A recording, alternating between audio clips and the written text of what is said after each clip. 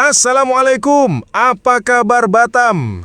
Ini rame banget. Kayaknya lebih rame daripada sidang Bahsul Masail kemarin ya. Bedanya, kalau di sini kita pakai kitab Mu'tabaroh. Kalau di sana, pakai kitab palsu. Bayangin, dari abad ke-5 sampai abad ke-9, kitab-kitab nasab udah sepakat. Nggak ada nama Ba'alwi nyambung ke Nabi. Ba'alwi tetap ngotot kayak fans bola. Kalah skor, tapi masih teriak, wasit curang. Karena udah kehabisan jurus, sekarang mereka coba pakai jurus Juridical Ninja Move. Masuk ke LBM PCNU Batam. Masalahnya yang dipakai bukan prosedur, tapi prosederhana, asal cepet diumumin. Ketua LBM-nya, KM Doi V Ibrahim, kayak admin grup WA yang doyan bocorin spoiler. Guys, ini hasil sementara ya, padahal belum dicek Yai Suriah. Itu sama aja kayak kasih undangan nikahan, padahal pasangannya masih mikir, kita siapa? LBM itu kan lembaga suci, serius banget. Fungsinya kayak master chef, harus ada juri, ada testing, ada plating. Ini baru masuk dapur, bawang belum dikupas udah disajikan ke publik. Ya jelas gosong dong. Dan yang bikin ngagak lagi, kitab yang dipakai buat dalil cuma satu, Abnaul Imam. Itu pun kayak kitab fotokopian tanpa kwitansi. Katanya karya ulama abad ke-5, tapi yang cetak orang abad 21. Lucunya lagi, manuskrip aslinya nggak bisa ditunjukin. Lah, ini kitab apa kartu ATM hilang? Sementara, kitab-kitab besar macam Tahzibul Ansab, Al-Majdi, Al-Syajarah Al-Mubarakah, yang jelas-jelas mu'tabar malah disembunyiin. Kayak anak sekolah bawa PR, yang bener ditaruh di laci, yang ngaco malah ditunjukin ke guru. Intinya, kasus LBM Batam ini jadi sejarah memalukan. LBM yang biasanya keren, rapih, penuh metodologi, tiba-tiba dipakai buat jadi stempel instan nasab Ba'alwi. Kayak Ferrari dipakai nari gerobak sayur. Harusnya sih, ketua LBM ini kena sanksi, biar jelas. LBM bukan warung kopi tempat pesanan bisa sesuai selera. Karena kalau dibiarkan, lama-lama LBM berubah singkatannya jadi ini, Bahsul Masalah, bukan Masail. Dalam pasal 11 Peraturan Perkumpulan Nomor 7 Tahun 2024, jelas banget ditulis, kalau mau bikin takrir jama'i, itu urutannya harus rapi. Dalil primer dulu, baru sekunder. Kalau masalah agama, ya Quran sama hadis. Kalau masalah sejarah atau nasab, ya sumber sezaman. Minimal yang nulis tahu orang itu masih hidup beneran, bukan sekedar nama khayalan. Kalau nggak ada sumber primer, baru deh sumber sekunder tertua bisa naik kelas jadi primer sementara, sampai ketemu yang beneran primer. Tapi, apa yang dilakukan LBM Batam? Ya ampun, itu pasal nggak dipakai sama sekali. Yang lebih gokil lagi, tahu-tahu sanad palsu bisa nyelonong masuk jadi referensi BM. Coba lihat, sanadnya panjang banget kayak ucapan selamat ulang tahun di grup keluarga WhatsApp. حدثنا الحسن بن محمد العلال قال حدثنا جدي أبو الحسن علي بن محمد بن أحمد بن عيسى العلال العلوي بالبصرة قال حدثنا عمي عبد الله بن أحمد الأبح بن عيسى العلوي نزيل اليمن قال حدثنا الحسين بن محمد بن عبيد بن العسكري ببغداد. Pokoknya ngeluarin nama-nama kayak daftar hadir RT. Terus Rumaib Abbas nambahin lagi di bawahnya, makin panjang kayak kwitansi Indomaret kalau beli promo semua item. Katanya sih sanad itu nunjukin Abdullah bin Ahmad Al-Abbah bener-bener ada, bahkan meriwayatkan hadis. Tapi lucunya, manuskripnya, ditanya ada di mana, jawabannya kayak orang jual motor online. Ada, tapi nggak bisa lihat barangnya dulu. Lebih parahnya lagi, sanad itu nggak nyebut kitab apa, manuskrip apa, tahun berapa, halaman berapa, pokoknya kosong. Ini mah kayak tugas skripsi mahasiswa males, sumber, Google. Masalahnya, bikin sanad palsu itu nggak gampang ngibul. Ilmu hadis tuh lebih ketat dari ilmu nasab. Nama perawi udah kayak database KTP nasional, lengkap, rapi, tercatat di kitab-kitab ruwat sejak abad ke-3H. Kalau ada nama palsu, langsung ketahuan. Jadi waktu si Abdullah bin Ahmad bin Isa nongol, katanya meriwayatkan hadis dari Ibnu Al-Askari, para ahli langsung ngecek, bentar, kalau benar dia perawi, harusnya udah dicatat di kitab perawi sezamannya dong. Tapi dicek kemana-mana, zong. Nggak ada di kitab nasab, nggak ada di kitab ruwat, nggak ada di buku tahunan angkatan juga. Padahal katanya wafat tahun 383 Hijriah. Kalau emang bener perawi, pasti disamperin ribuan orang cari hadis. Kayak konser Coldplay. Tapi ini sunyi sepi, kayak konser band indie yang nonton cuma panitia. Kesimpulannya, sanad itu jelas-jelas kayak KTP palsu. Bisa dipakai buat gaya-gayaan, tapi ketahuan banget kalau diurus ke kantor resmi. Jadi ceritanya, ada sanad yang katanya mau dipakai buat buktiin Abdullah bin Ahmad bin Isa itu muridnya Ibnu Al-Askari. Ya udah, kita cek aja kayak detektif Conan. Di kitab Tarikh Baghdad karya Al-Khatib Al-Baghdadi, jelas banget disebut siapa murid-murid aslinya Ibnu Al-Askari. Daftarnya panjang banget, kayak absen kelas online. Abul Qasim Al-Asari, checklist. Abu Muhammad Al-Jauhari, checklist. Al-Hasan bin Muhammad Al-Khalal, checklist juga. Ahmad bin Muhammad Al-Atiki, checklist. Abul Faraj bin Burhan, checklist. Al-Khodi Abul Ala Al-Wasiti, checklist juga, dan seterusnya. Tapi, coba cari nama Abdullah bin Ahmad bin Isa. Nggak ada, bos. Itu sama aja kayak cari nama Ujang di daftar pemain Real Madrid. Nggak bakal ketemu. Nah, terus muncul sanad versi KW Super dari LBM Batam. Sanad aslinya kayak gini, ringkasnya. Ibnu Al-Askari atau lengkapnya Husain bin Muhammad bin Ubaid bin Al-Askari menghabarkan hadis kepada Ali bin Muhammad Al-Maliki. Tiba-tiba berubah.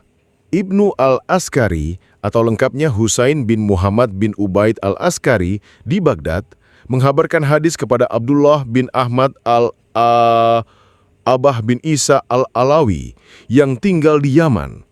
Halala bin Halala ini apa sih kok jadi nyempil gini? Woi, LBM Batam hapus tuh, kopasnya kelebihan. Ini udah kayak ngedit daftar isi skripsi. Judul asli, Analisis Ekonomi Syariah, diganti jadi Kenangan Manis Bersama Mantan. Mirip, iya. Tapi kalau dilihat teliti, ketahuan banget lausunya. Kayak lihat jam tangan Rolex di pasar malam. Dari jauh kinclong, deket-deket kok jarumnya berhenti. Jadi intinya, Ali bin Muhammad Al-Maliki sama dengan murid asli, terkonfirmasi. Abdullah bin Ahmad bin Isa sama dengan murid halu, gelap gulita, gak ada di database. Sanad versi LBM Batam ini tuh kayak bikin KTP palsu. Fotonya ada, namanya keren, tapi begitu di-scan, keluar tulisan, data tidak ditemukan. Gak boleh takbir.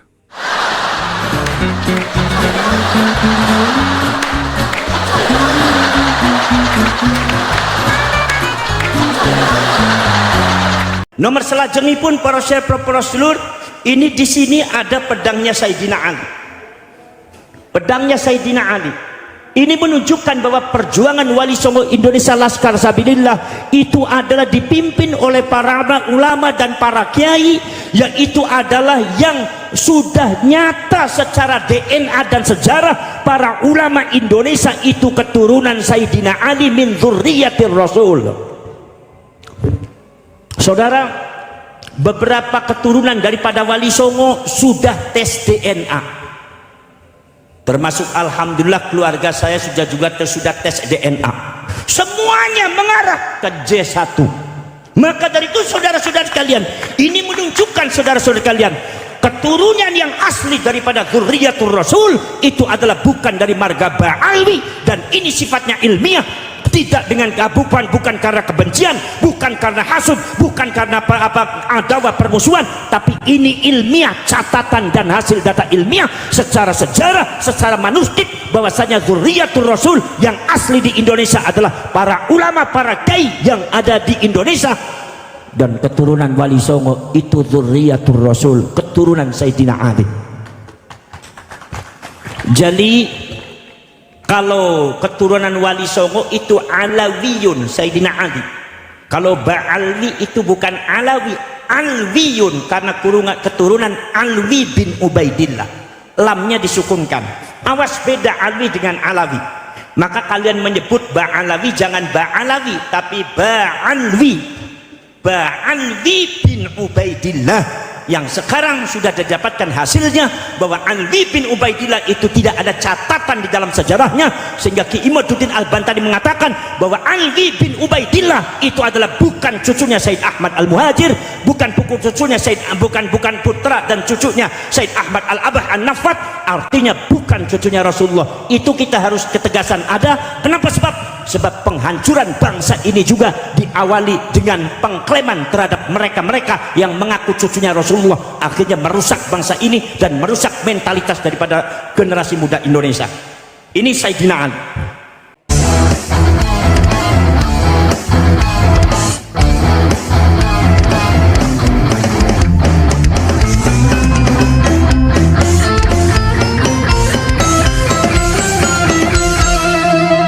Jadikanlah hidup lebih berarti, jadikanlah laskar sang pemberani, membela ulama kiai pribumi, Rahwali Songo pewaris negeri.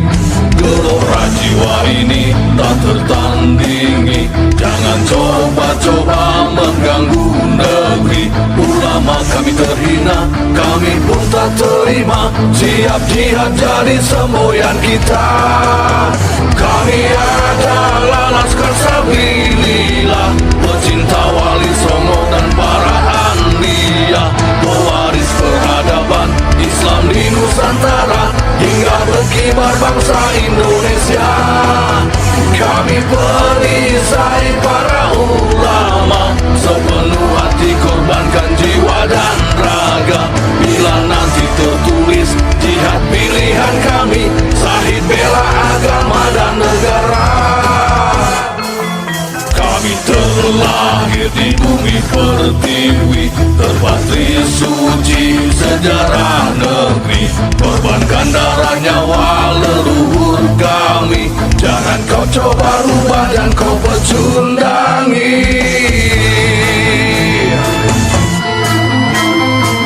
Wali Songo adalah juriat Nabi, santun berakhlak berbudi pekerti, wariskan agama dan budaya Islami.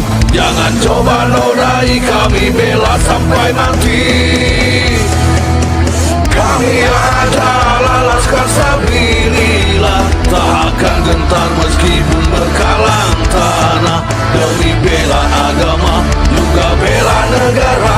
Ikhlas jihad dan Zahid bersama ulama, relakan kami pergi dan berjuang, jadi perisai Rahwali dan kebenaran. Meski harus berkorban nyawa satu ibadah, demi kebenaran menang dan ditegakkan. Kami adalah laskar sabilillah, pecinta Wali Songo dan para anbiya, pewaris peradaban Islam di Nusantara hingga berkibar bangsa Indonesia. Kami perisai para ulama, sepenuh hati korbankan jiwa dan raga. Bila nanti tertulis jihad pilihan kami, Zahid bela agama dan negara.